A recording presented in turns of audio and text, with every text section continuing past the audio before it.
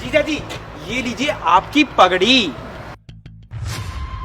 मेरी दीदी वर्जन नहीं है? अद्दा महद बाबू वहाँ खड़ा होके क्या कर रहे हैं? अरे आइए आइए, देखिए मुहूर्त बीता जा रहा है। हाँ बेटा, वो क्या है ना, फेरों का समय हो रहा है, पंडित जी बुला रहे हैं। चलो बेटा अंदर आइए। चुप करो, अब इस घर में कोई फेरे नहीं होंगे। क्यों बेटा, ऐसा क्या हुआ? ये देखो क्या लिखा हुआ है, तुम्हारे ही किसी रिश्तेदार ने लिखा है। और मुझे पता है जब घर का कोई बंदा बात बताता है ना, वो कभी भी गलत नहीं होती। 100% ये बात सच है।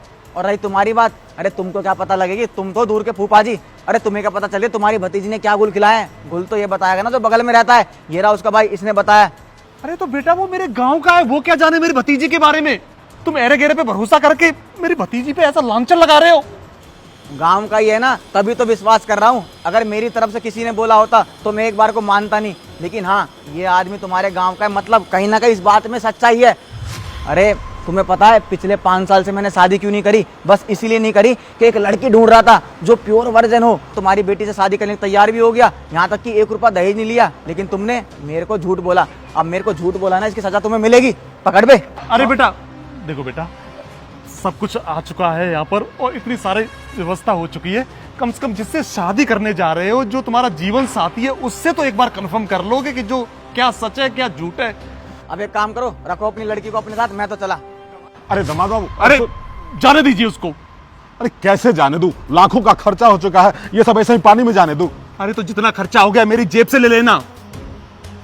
ये सब ना मेरा और बिटिया का प्लान था, इसकी असलियत जानने का।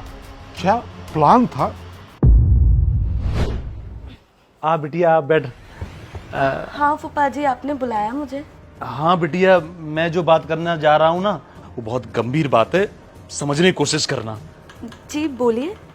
देख बेटी, तू तो जानती है कि मैं तेरी शादी में आने में लेट हो गया। बारात आ चुकी है, सारे सब प्रोग्राम हो चुके हैं, बस फेरे रह गए हैं। लेकिन जो बात है ना वो बहुत गंभीर है।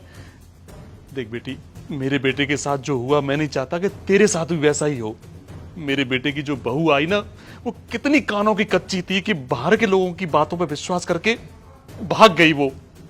अब मैं नहीं चाहता बेटी कि वही तेरे साथ हो।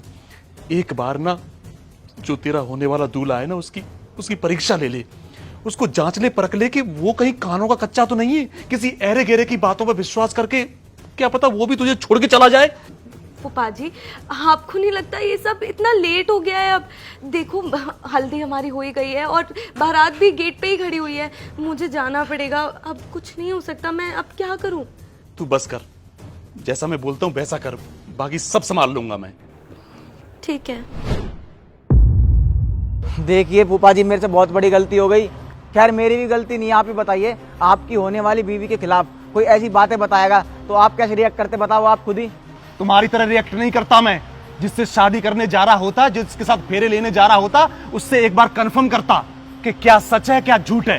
तुमने तो यूं ही किसी ऐरे गहरे की बात सुन के अब उसकी बातों में विश्वास कर लिया, और जिसके साथ 7 फेरे लेने जा रहे थे उसको यूं ही छोड़ दिया। तुरंत निर्णय ले लिया कि वो गलत है।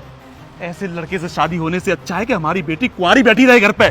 जितना खर्चा पानी हुआ है मैं इसको सहूंगा, मैं दूंगा आपको। अबे ओ, अब चल जाए यहाँ से। अब अगर खड़ा रहा तो मार जूता से मुंह फुला दो।